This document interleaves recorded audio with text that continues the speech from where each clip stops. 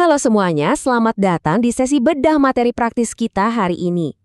Jujur, saya super bersemangat karena hari ini kita nggak cuma mau duduk diam dan dengerin teori yang membosankan. Sama sekali nggak. Coba deh, mulai detik ini juga ubah mindset kalian. Jangan posisikan diri kalian cuma sebagai mahasiswa yang lagi ngapal buat ujian besok. Mulai sekarang, Anda, saya, kita semua di sini adalah calon manajer HRD. Kita ini pembuat keputusan strategis. Kitalah yang bakal pegang kendali atas aset paling berharga yang dimiliki sebuah perusahaan. Ya, manusianya. Oke, teori-teori dasar mungkin udah kalian hafal di luar kepala. Kalian pasti udah jago banget lah ngejelasin apa itu rekrutmen, kompensasi, atau evaluasi kerja. Tapi ada satu pertanyaan besar nih. Siap nggak sih kalian menghadapi dinamika dan konflik yang benar-benar nyata di lapangan? Karena jujur aja, dunia korporat yang sebenarnya itu nggak selalu seindah dan semulus yang tertulis di buku teks. Kita butuh lebih dari sekedar hafalan. Kita butuh insting, butuh empati, dan pastinya pemikiran strategis yang tajam. Jadi mari kita langsung bedah gimana caranya ngubah teori akademik ini jadi senjata praktis buat kalian di dunia kerja nanti. Nah, biar lebih terarah, ini dia Practitioner's Playbook alias panduan taktis kita hari ini. Pertama, kita akan bahas realitas manajer HRD modern. Kedua, strategi demografi dan teknologi. Ketiga, taktik rekrutmen antara internal versus eksternal. Keempat, kita masuk ke kasus praktis e-rekrutmen dari Tripatra. Dan yang kelima, ini penting banget, mengelola konflik dari kasus Golden Castle. Kita langsung masuk ke poin pertama ya, realitas manajer HRD modern. Ini fondasi dasarnya, jadi kita harus benar-benar paham apa sih sebenarnya inti dari praktek human resource ini.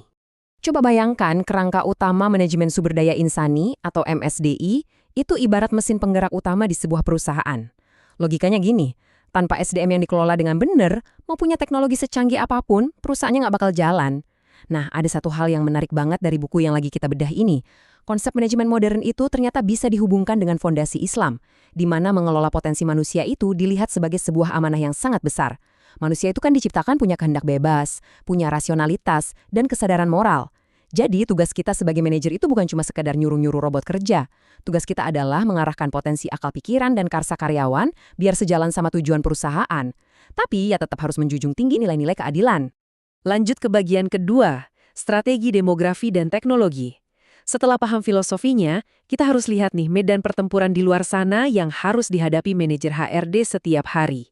Ingat ya, perencanaan HRD itu nggak pernah jalan di tempat, dia dinamis banget. Cara kerja yang serba tradisional itu sekarang udah bener-bener terhantam sama tekanan modern. Demografi itu berubahnya drastis banget. Ada perluasan tenaga kerja, terus pekerja perempuan jumlahnya naik signifikan, belum lagi tingkat pengetahuan pekerja zaman sekarang yang makin tinggi. Terus ditambah lagi sama inflasi atau perubahan regulasi dari pemerintah.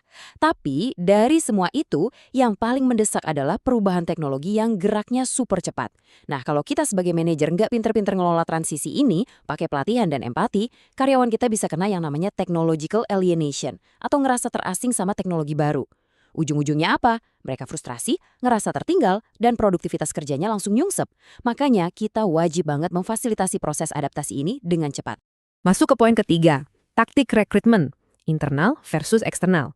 Pertanyaannya, gimana caranya kita bawa orang-orang yang tepat buat ngadepin tantangan tadi? Ini bawa kita ke dilema besar yang sering disebut talent war atau perang talenta. Nanti pas jadi manajer, kira-kira Anda mau cari orang terbaik di mana?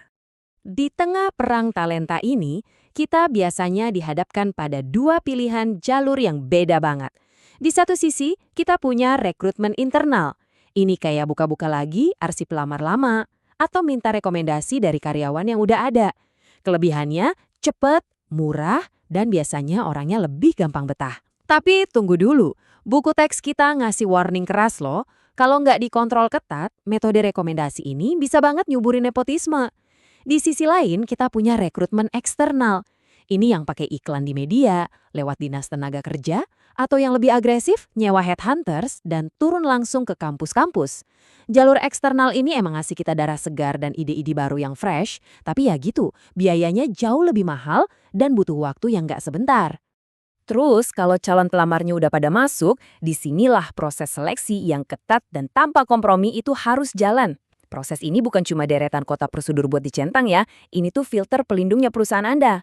Bayangin aja alurnya, mulai dari milih surat lamaran, cek referensi, wawancara awal, tes tertulis, psikotes, tes kesehatan, sampai akhirnya wawancara akhir. Setiap tahapan ini sengaja didesain berlapis-lapis buat mencegah satu bencana besar, yaitu merekrut orang yang salah. Kenapa? Karena merekrut orang yang salah itu benar-benar buang waktu dan duit perusahaan. Jadi, sebagai manajer, Anda dituntut buat selalu objektif dan ekstra cermat di setiap titik seleksi ini. Bagian keempat, kasus praktis e-rekrutmen Tripatra. Oke, sekarang kita tinggalin teori sebentar dan beralih ke dunia nyata. Kita bakal lihat bukti betapa adaptasi teknologi itu udah jadi harga mati buat HRD zaman sekarang. Coba perhatikan PT Tripatra. Mereka ini ngerevolusi cara nyari talenta dengan pakai sistem e-rekrutmen.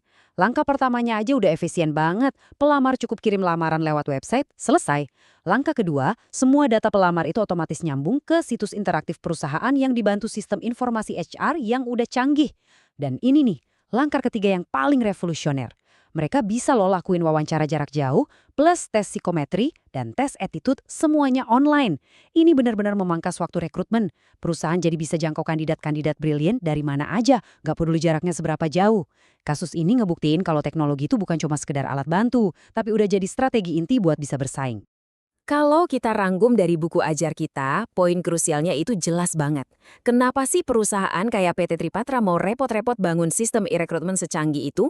Jawabannya simpel, karena merekrut orang dengan kompetensi yang salah itu efeknya fatal. Nggak cuma bikin pertumbuhan perusahaan melambat, tapi juga bisa ngancurin keunggulan perusahaan di pasar. Perekrutan itu baru bisa dibilang benar-benar efektif kalau Anda berhasil narik orang yang skillnya pas, yang ekspektasinya cocok sama organisasi, dan ngelakuin itu secepat mungkin. Oke, sekarang kita masuk ke bagian kelima yang agak sedikit serius. Mengelola konflik, kasus Golden Castle. Sayangnya ini teman-teman, dapat orang yang tepat itu kadang baru setengah jalan dari tugas kita. Disinilah kerjaan manajer HRD berubah jadi tantangan besar, karena kita juga harus jadi ahli dalam manajemen krisis. Mari kita pelajari efek domino yang cukup suram terjadi di PT Golden Castle.